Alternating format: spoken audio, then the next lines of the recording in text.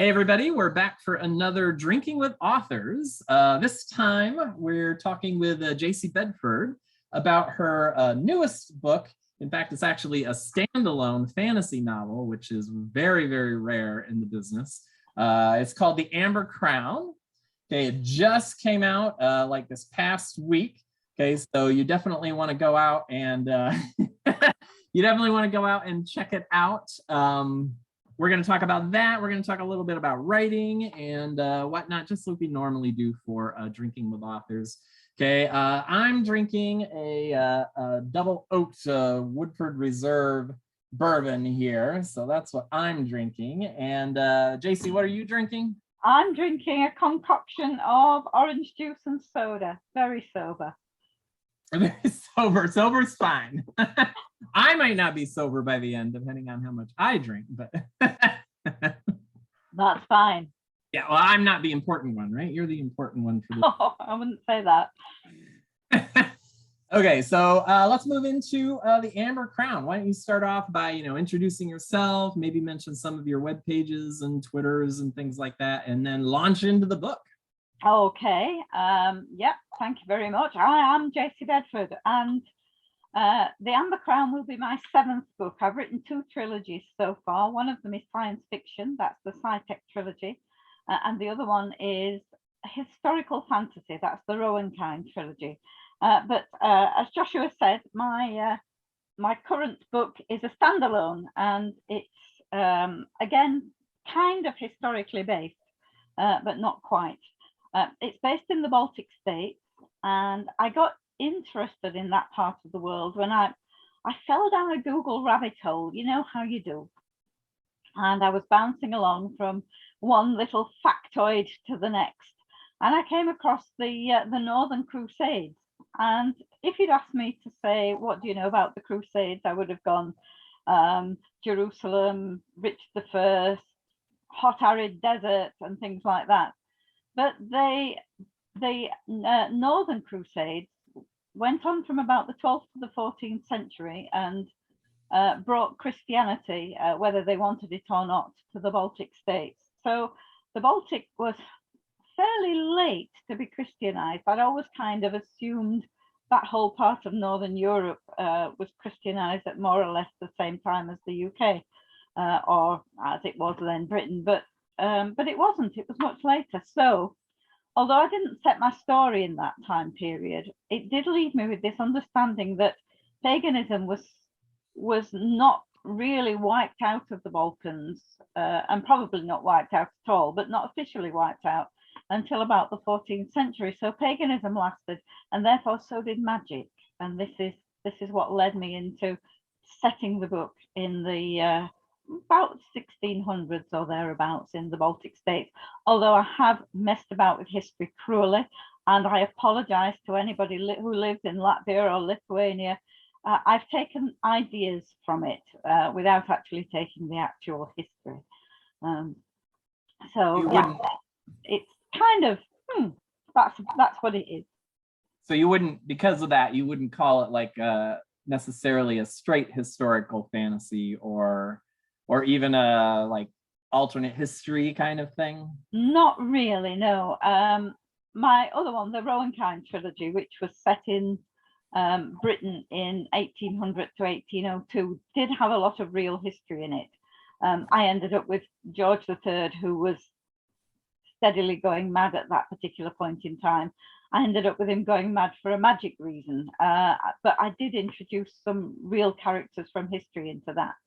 And there was still the hangover of, well, Napoleon was kind of rampaging around Europe and all these kind of things that I wove into that story. But I haven't done that with the Amber Crown.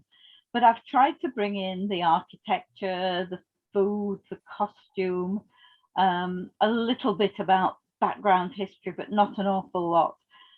Sweden was more or less the big power at that particular point in time.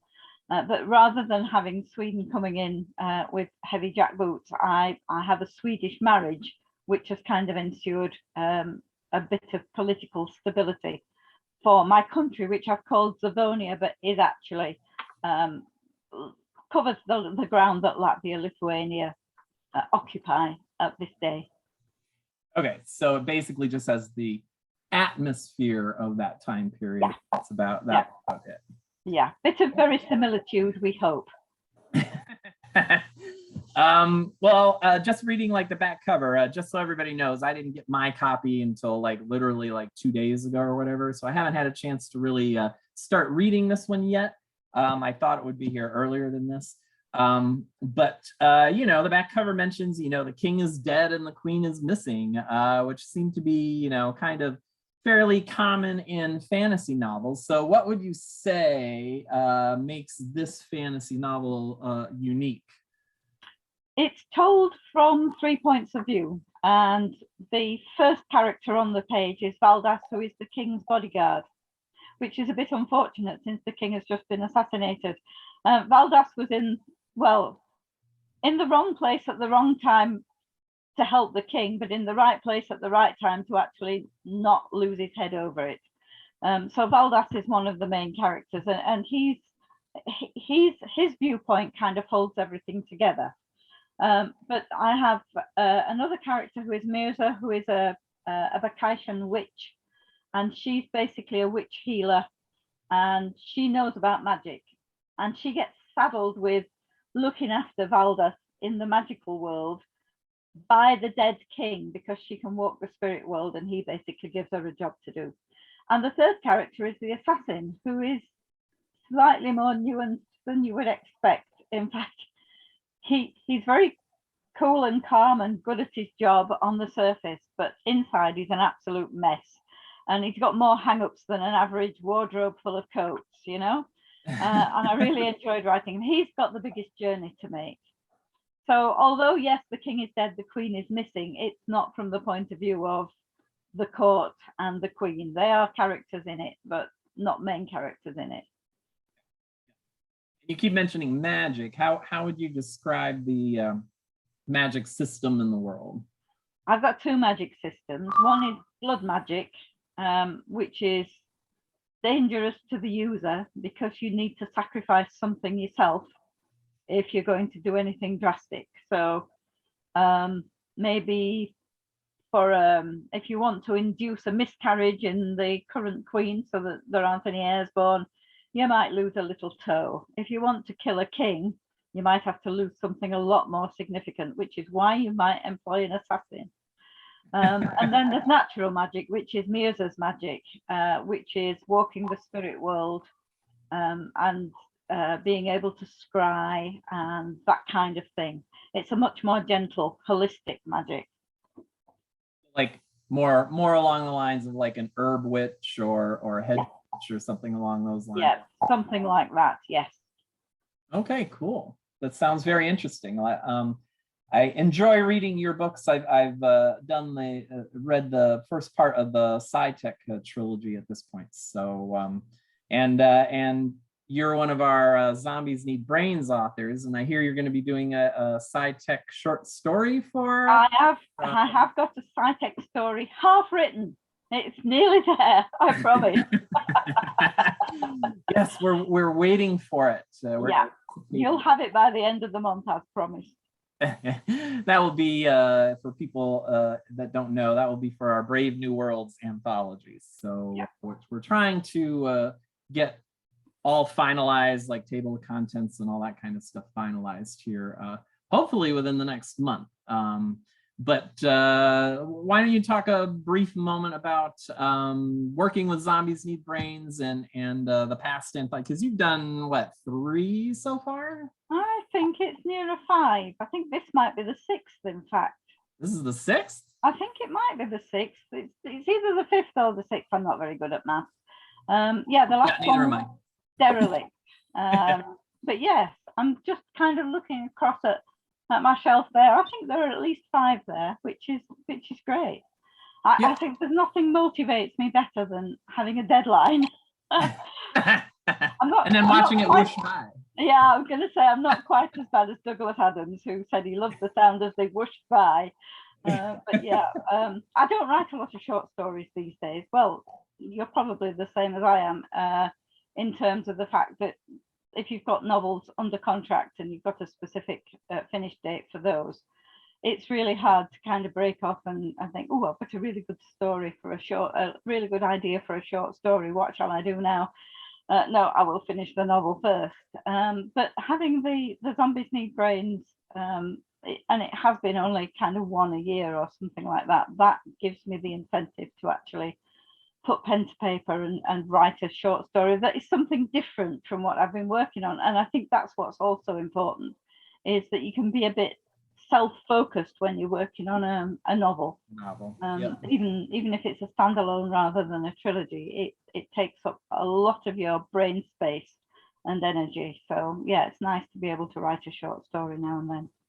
Yeah, I'm kind of the same. I try to do 2 projects at once and it never works. I have, not so good, I have to focus on one and get that done before I can move on to the next. I can write really quickly. I mean, I have been known to write 10,000 words in a day, and I can keep that up for about 3 days, and then I need to go and have a little lie down in a dark room.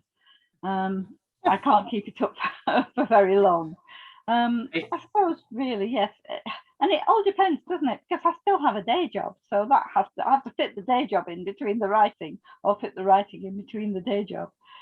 Yeah, I'm the same. I still have the day job, but even on my best days, I think my best day, I may have written like 3,500 words.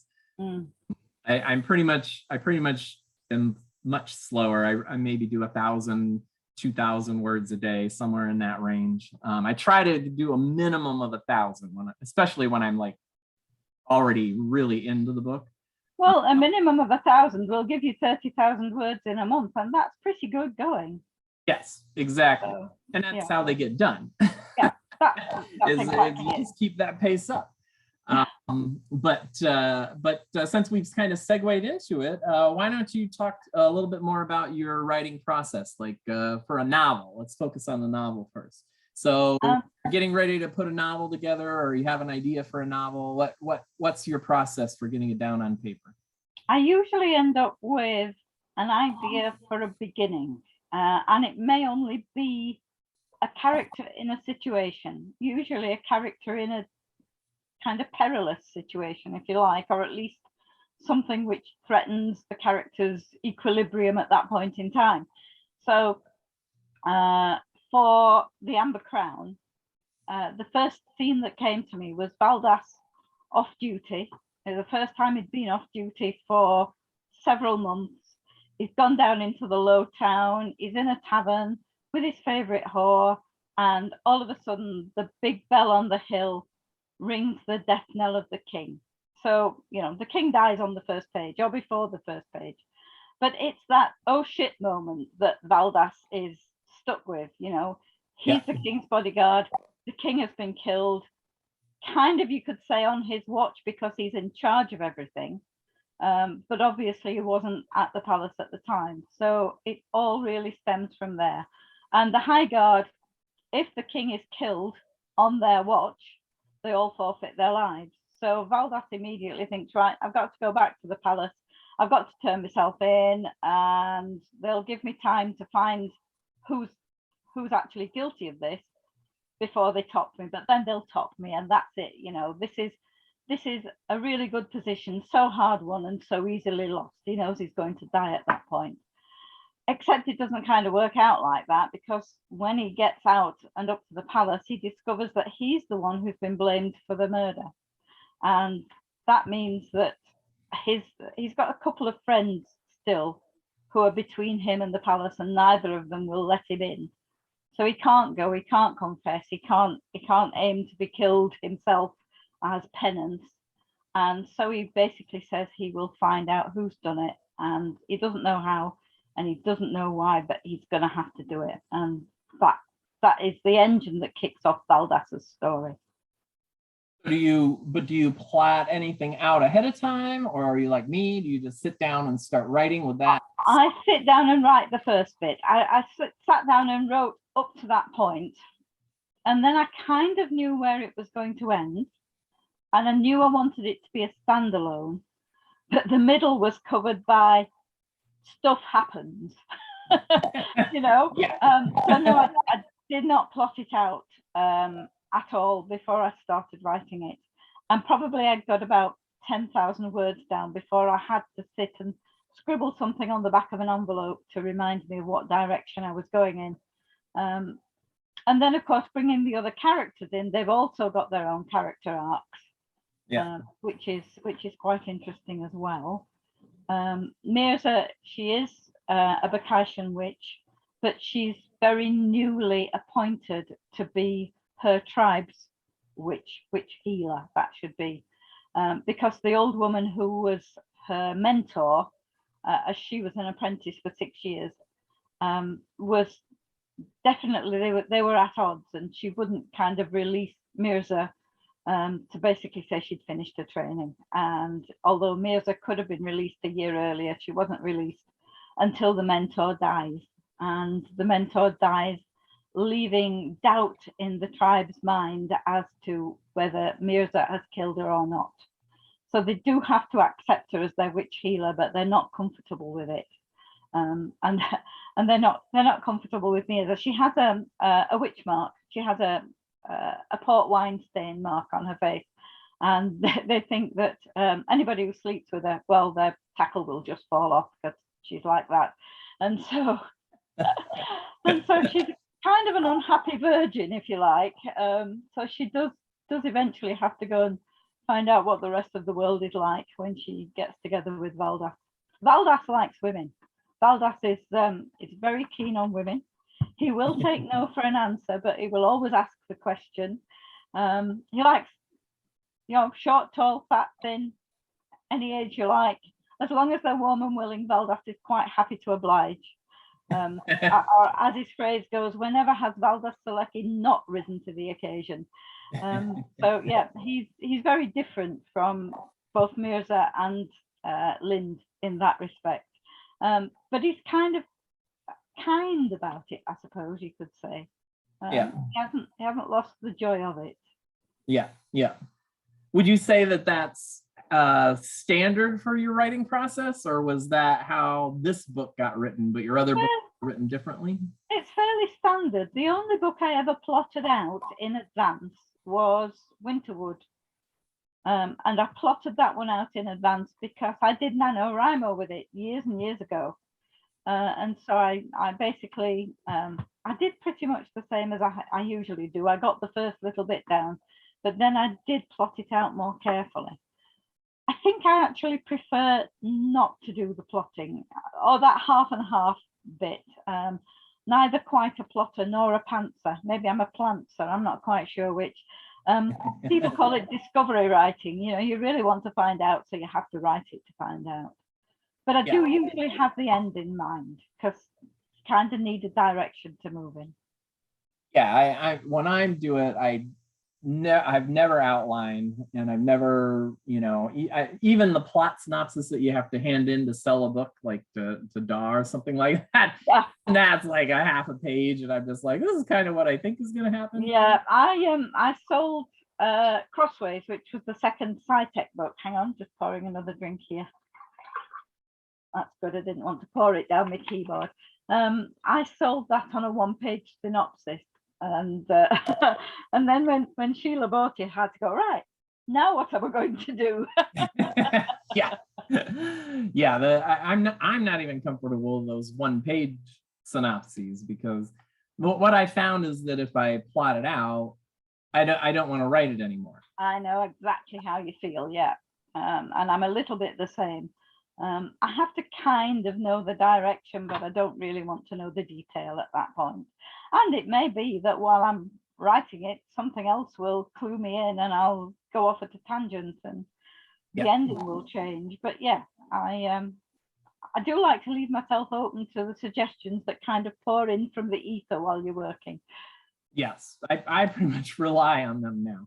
I tried the plotting thing, and it was a disaster. And so now I'm just like, okay, I'm just going to sit down and write, and whatever happens, happens.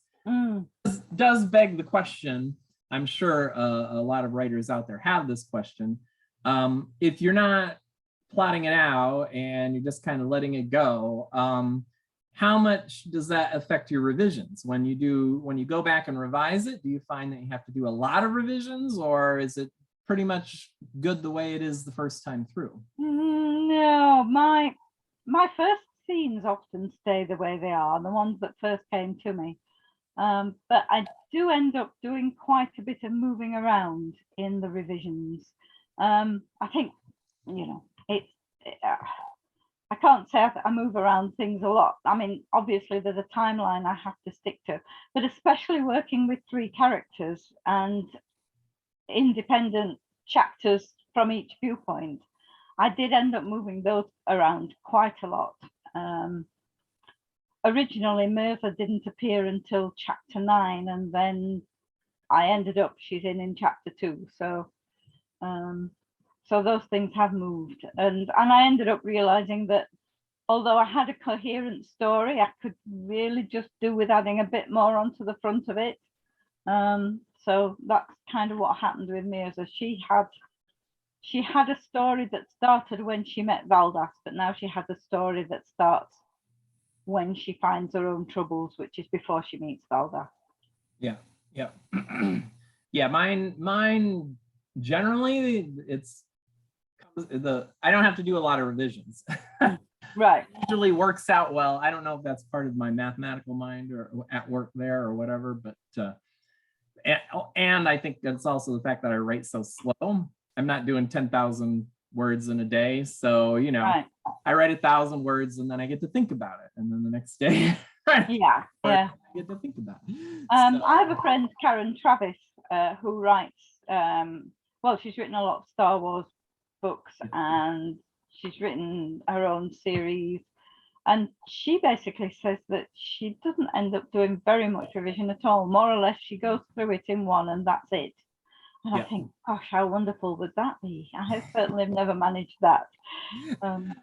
That mine are like that. I mean, my revision is usually I'm trying to cut words and tighten it up, and you know, all that kind of stuff. Yeah, I look on that kind of more or less as a copy editing revision rather than a major structural revision. And yes, I do that as well, but not usually in the same path that I'm actually restructuring if I need to restructure.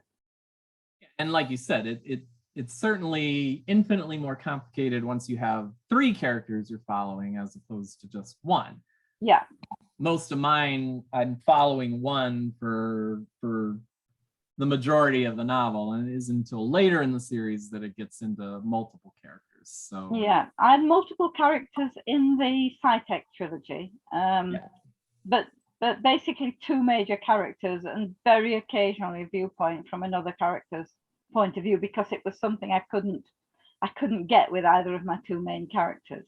But the Rowan trilogy was done in first person, so I only had 1 viewpoint all the way all through 3 books, which was interesting in itself. I've never written anything from first person before in that way, especially not 3 books worth of it. So that again brought out its own problems, but they were easily surmountable in the end. Yeah, my Throne of Amancore is first person, and yeah, you run into that. The main issue I ran into was that, well, I'd really like the readers to know about this thing that's happening over here, but my main character is not there, and you can only have them overhear conversations. So yeah, there are ways to do it, but they're quite difficult. You know, somebody's got to tell them something at some point, but you try and do it so that it's not a huge info dump. I ran into, with my Throne, I ran into the issue that one of my rules once you were attached to the throne was that you couldn't leave the city.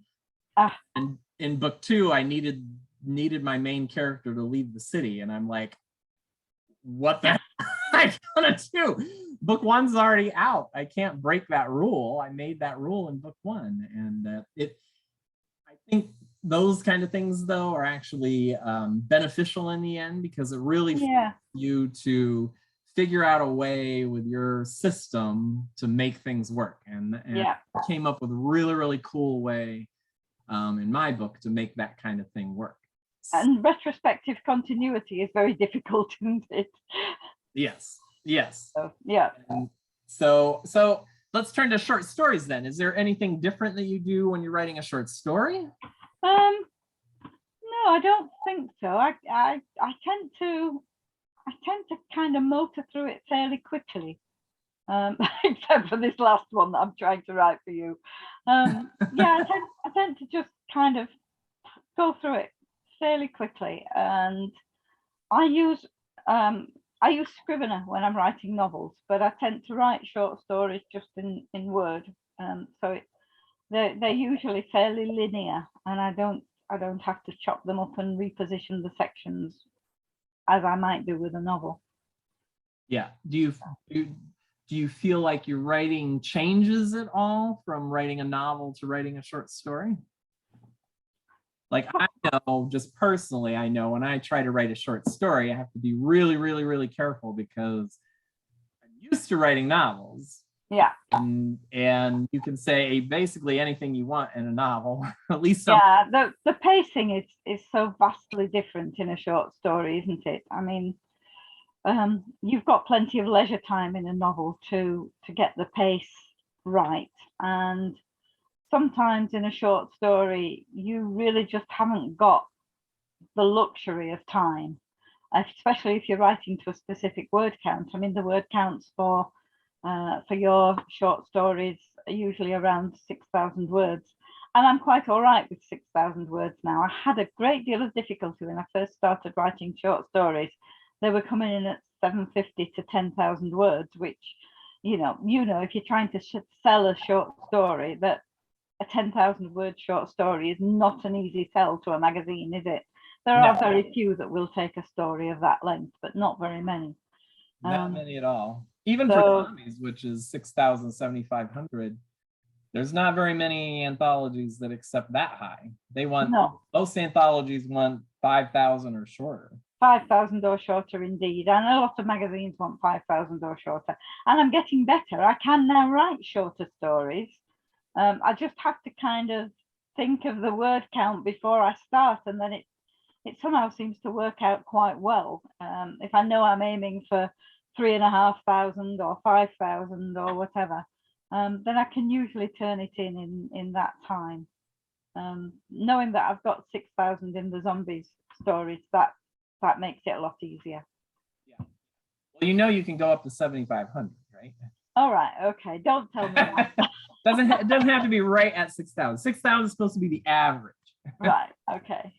So if you can get, you know, if it goes a little over, that's usually okay. Well, 10,000.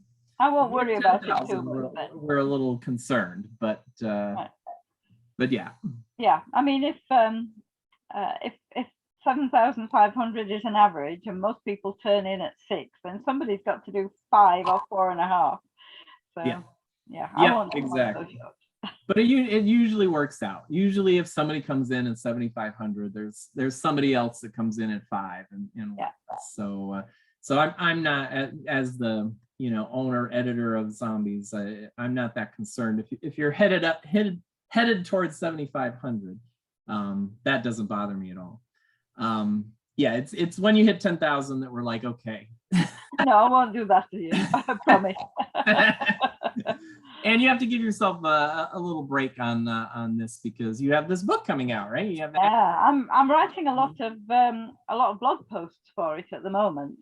Yes, anytime a new novel is hitting the shelf, the author is going to be involved with a lot of online promotions, interviews, you know, blogs, you know, all that kind of stuff. Yeah, and it's quite difficult. You're writing about one book, and you think, well, that should be easy. I know this book back to front. And then you realize that you're writing it for a blog audience, for somebody else's blog, and they don't know you from Adam. So you've really got to get all the basics in there, but you can't really say the same thing every time, or somebody will think, well, that's just one blog repeated 30 times or whatever. So you have to have that different angle into every one of them. So yeah, you gotta try to get that different focus. Yeah. And I was very lucky. I got a spot on John Scalzi's Big Ideas blog, which is really lovely. Yes, that's very good. Chuck Wendig's blog as well, which is really nice.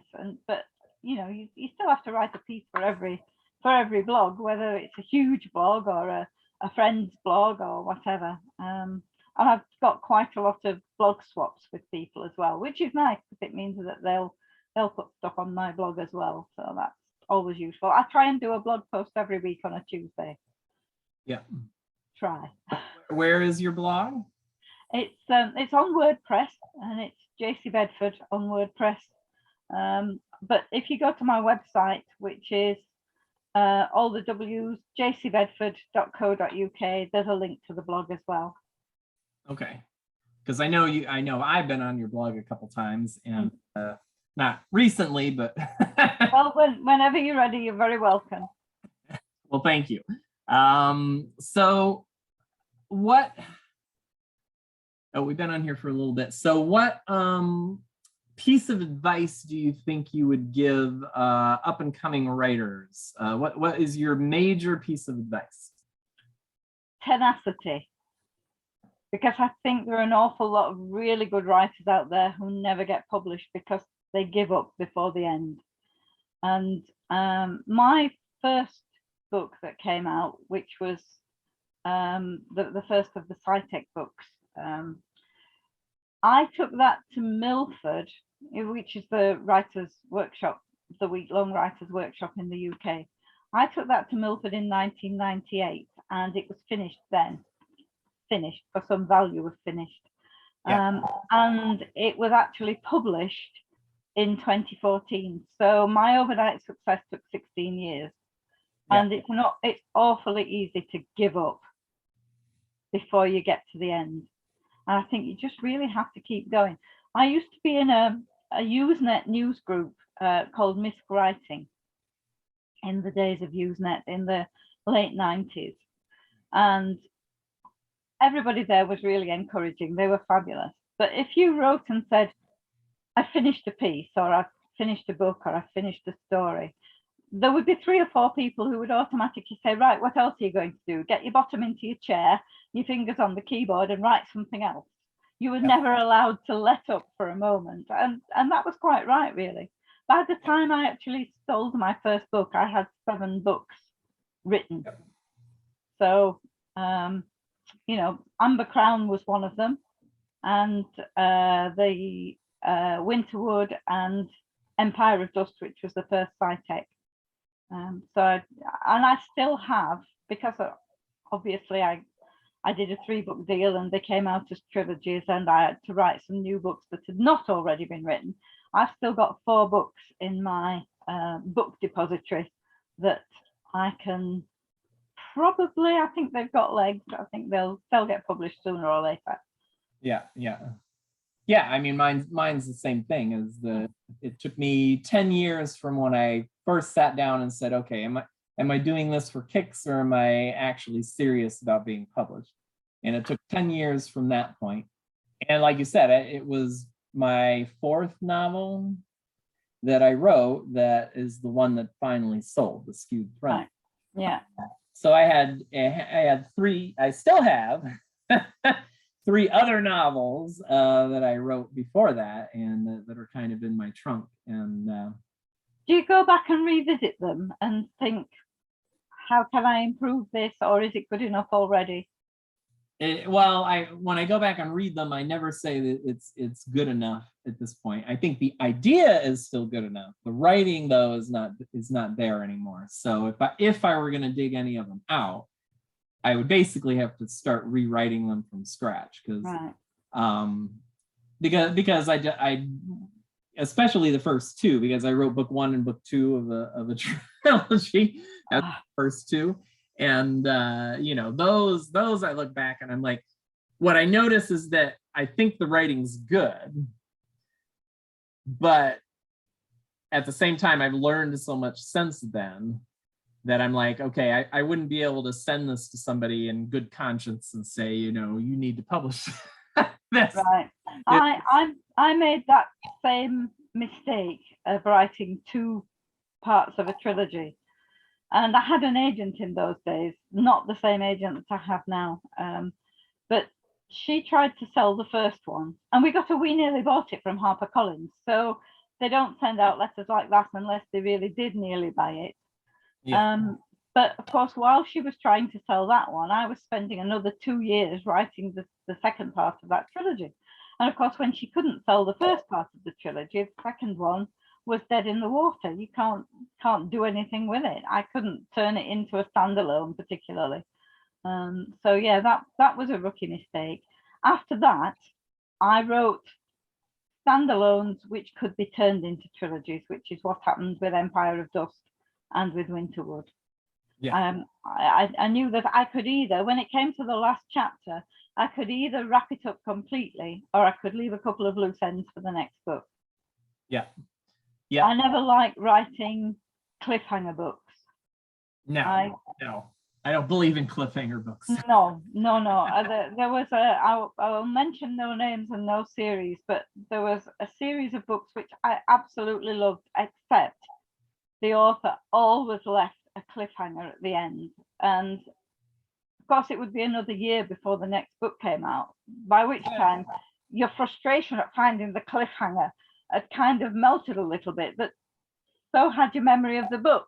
So Yeah, exactly. It didn't really work that well. So no, I have a policy of no cliffhangers, even if it's a series. You got to have a nice, satisfying ending. You can still have, like you said, you still have some loose ends. Yeah, sure. Yeah. But it should have a nice, satisfying ending. Yeah. I agree with that. And writers, take note, we both made the same rookie mistake, but I will qualify that with when we both made this mistake, we did not have like the internet and we didn't have all the resources that we have now. So I did not know it was a rookie mistake at the time. Well, no, I didn't either until I looked back on it and thought, oh, what have I done? You know, we wasted 2 years there. I could have been writing something else. Yeah, I enjoyed writing it. You know, I mean, that's the thing. You enjoy writing your books, or else you wouldn't write them. Yeah, let's face it. We're not in this game to make billions. It would be nice if we did, but we're not in this game to turn into millionaires overnight, are we? No, like you said, it would be nice. But I mean, like I don't know about you, but when I wrote my first two, I was in college and I was really excited about this world and that I'd created and this idea and the characters and so it was just natural. And when I finished book one, I'd move on to book two. Yeah. And like you, I was getting really good responses from editors and agents about book one. Like I didn't realize it at the time, but I wasn't getting, you know, the form letter rejections. I was getting good rejections, or I was getting I'm interested kind of letters and whatnot. And so I was like all gung ho and ready to write book two. And yeah, that didn't work out in the end though. No, I just barely stopped myself from writing book three at the same time as well. Yeah, but it, especially when you're that young, it's really, really hard to divest yourself of that excitement, to be able to take that wonder and awe at this thing you've created and kind of set it aside and say, okay, it can wait. Let's move on to this other thing. And it's really, really hard to do that when you're. Was that your first attempt at writing when you were at college? No, I started in high school, and the high school thing was basically I just took all my friends and transported us to another world and, you know, blah, blah, blah, that whole juvenilia kind of thing. Yeah, I started writing one when I was 14 or 15, and the world will be very glad that I never got beyond chapter 6 because, well, I didn't have a typewriter for a start. It was all handwritten. Yeah, handwritten. And it was peopled by thinly disguised versions of my favorite pop stars. And it was basically a post-apocalyptic dystopia. So eat your heart out, Hunger Games, you know. I think I spent about 2 years on that between 14 and 16, actually writing that one. I have not kept a copy. I don't have a copy of mine either. I lost mine in a flood. I had a copy, but it got ruined in a flood. But I had an orange folder for it, and I was handwriting it like you, and I was sticking it in the folder when I was done with a chapter and everything. That was my first real attempt. And then college was when I sat down and because I'd been writing short stories and other things in between. But then when I hit college, I was like, okay, am I really serious about this or not? And that's when I got serious. I started with novels. I didn't try short stories until after I'd written 3 or 4 novels, I think, before I actually tried writing a short story, which was why I found it difficult to write a short story that compressed the story enough to come out in, 4, 5, 6,000 words. I tried a couple Twilight Zone kind of shorts, and I tried, at the time there was an anthology being put out by Andre Norton called The Magic in Ithcar. And so I wrote a couple short stories for that and whatnot, but I didn't write a ton of short stories. It was mostly the novels at the beginning. But, my first short story was for Annie Scarborough, Elizabeth Ann Scarborough, who was editing an anthology called Warrior Princesses for Door, but in those days it was packaged by Marty Greenberg. Yeah. And I knew Annie through music because she was a folk fan and she was friends with some friends of mine. And she'd given Felicia the opportunity of writing for this book. And Felicia was here with us. She's American, but she was over here on tour. And she was busy writing a short story. And I said, "Oh, Warrior Princesses, I'm not sure I could write a story about a warrior princess with armor and the kind of thing." And she said, "You could treat it like an exercise." So I thought, "Oh, all right then, I'll give it a go." And I emailed Annie and said, "Can I submit to this?" And she said, "Yeah, go ahead, do it." And I wrote 2 different stories about warrior princesses. One was fairly serious. And because I didn't know you couldn't sell twins separated at birth stories, I actually sold her a twins separated at birth story. And the other one was a kind of comedy one about a bunch of warrior princesses on a day off to Blackpool in 1955, which, was a seaside town with all the kind of tacky kiss me quick hats and seaside rock, that kind of thing. And I sold the serious one to Annie Scarborough, and the other one sold to a magazine in the UK called Scheherazade. So I did sell both of those. But again, you see, I was writing to order rather than just writing because I had an idea. Yeah, and it's a different process when you just have an idea as opposed to when you have to write to a theme or something like that. Yeah. If you can write to a theme, it's usually much easier, isn't it, to actually hit the nail on the head and actually sell it. Whereas if you write to order and then you think, right, where can I sell this to? And then you end up going through all the online market websites and think, oh, well, will this be suitable for that? I am not one of those people who can say, this looks like an Interzone story, or this looks like an Asimov story. I'm not very good at analysing the periodicals and saying, right, I know what kind of story they go for, because I just don't. Yeah, I actually just wrote a blog post about knowing your market. Yeah, that's really good. I'll read that. Excellent. So anyway, let's wind this up because my drink is gone, which means I'm almost down mine. Yeah, probably shouldn't pour myself another one at this early in the day. Oh, you see, it's okay for me. It's 8:45 in the evening for me. Yeah, see, you could be slamming them back. Here it's not even 4 o'clock yet, so my whiskey was a little bit early today. Right. Well, as long as you enjoyed it, that's good. Oh, I always enjoy it.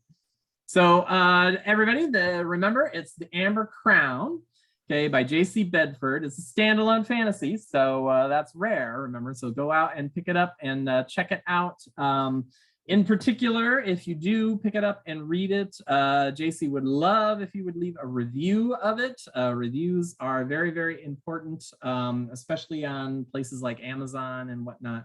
The more reviews they get, the more it factors into their algorithms and they end up showing it to more people. So the more people that see it, the more people read it and buy it and enjoy it. So even if it's only a 1-word review, it's the number of reviews that count rather than your lovely prose. So yeah, the content doesn't seem to matter. No, review it. I suppose if you got 50 really bad reviews, it would still go on the algorithm thing.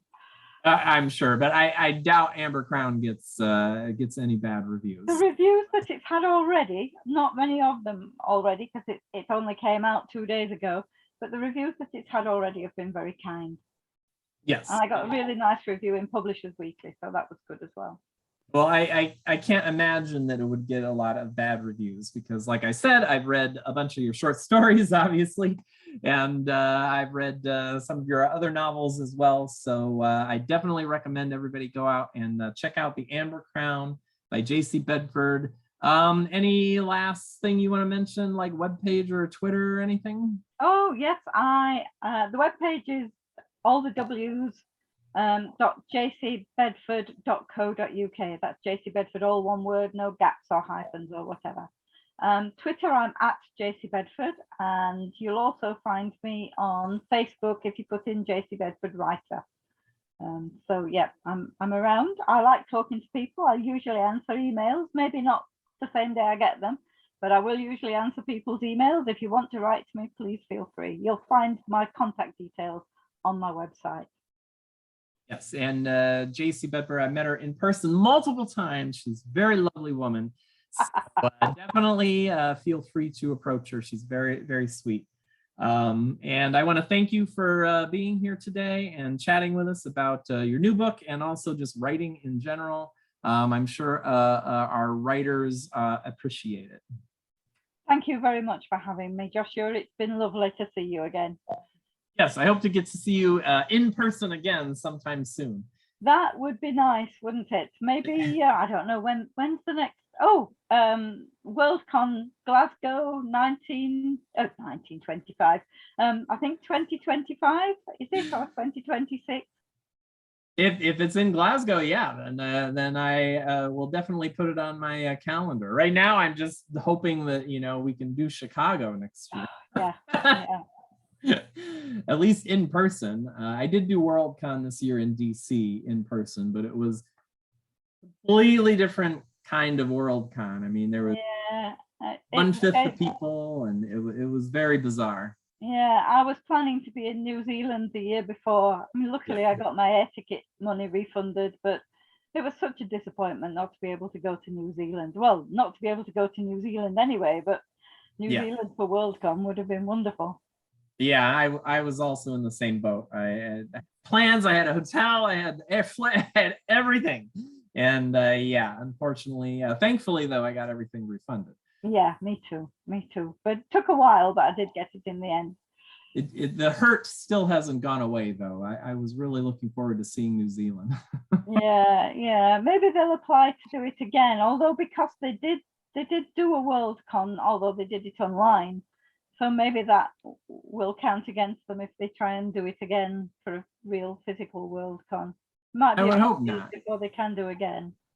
Yeah, I would hope the fans would take into account the fact that they couldn't do what they wanted to do. Well, here's hoping. Fingers crossed. Yeah, fingers crossed. I will definitely put Glasgow on my wish list.